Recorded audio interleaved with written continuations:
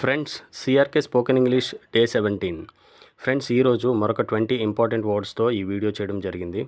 Friends, English నేర్చుకోవాలంటే ఇంతకుముందు మనం చెప్పుకున్నట్టుగా ముఖ్యంగా మనం నేర్చుకోవాల్సింది, మనకు కావాల్సింది వొకాబులరీ అంటే పదజాలం. కాబట్టి ఇంగ్లీష్ వొకాబులరీ మనం ఎంత ఎక్కువ నేర్చుకుంటే అంత ఈజీగా తర్వాత మనం సెంటెన్స్ ఫార్మేషన్ కానీ, గ్రామర్ కానీ ఇవన్నీ నేర్చుకోవడానికి ఈజీగా ఉంటుంది.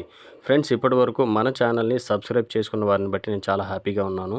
మీ సపోర్ట్ అండ్ లవ్ ఎప్పుడు ఇలాగే ఉంటుందని ఆశిస్తున్నాను. ఫ్రెండ్స్, ఒక స్మాల్ రిక్వెస్ట్ ఏంటంటే మన ఛానల్ని ఫస్ట్ టైం చూస్తున్నట్లయితే ఇప్పుడే సబ్స్క్రైబ్ చేసుకుని మీ సపోర్ట్ అందిస్తారని ఆశిస్తున్నాను. ఫ్రెండ్స్, ఇప్పుడు ఈ వర్డ్స్ మీనింగ్స్ అండ్ ప్రొనౌన్సియేషన్ నేర్చుకుందాం. ఈస్ట్ తూర్పు లేదా తూర్పున. ఎర్లీ ప్రారంభ లేదా మొదటిగా. ఎర్త్ భూమి.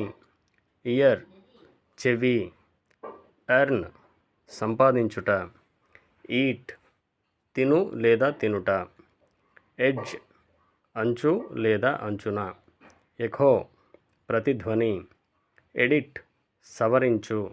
ఎఫెక్ట్ ప్రభావం లేదా ఫలం అంటే ప్రతిఫలం. ఎడ్యుకేట్ చదువు చెప్పు. ఎయిదర్ అంటే ఇదైనా లేదా అదైనా. ఈగో అంటే అహంకారం. ఎల్బో అంటే మోచేయి. ఎల్డర్ పెద్ద. ఎలెక్ట్ అంటే ఎన్నుకొనుట. ఎలిఫెంట్ ఏనుగు. ఎల్స్ వేరే లేదా ఇంకా. ఎంబ్లెమ్ చిహ్నం లేదా గుర్తు. ఎంపవర్ అధికారం. ఫ్రెండ్స్, ఈ వీడియో మీకు నచ్చినట్లయితే లైక్ చేయండి, షేర్ చేయండి, సబ్స్క్రైబ్ చేయండి. Thank you for watching this video friends. మరికొన్ని వర్డ్స్తో నెక్స్ట్ వీడియోలో కలుద్దాం. Thank you for watching friends.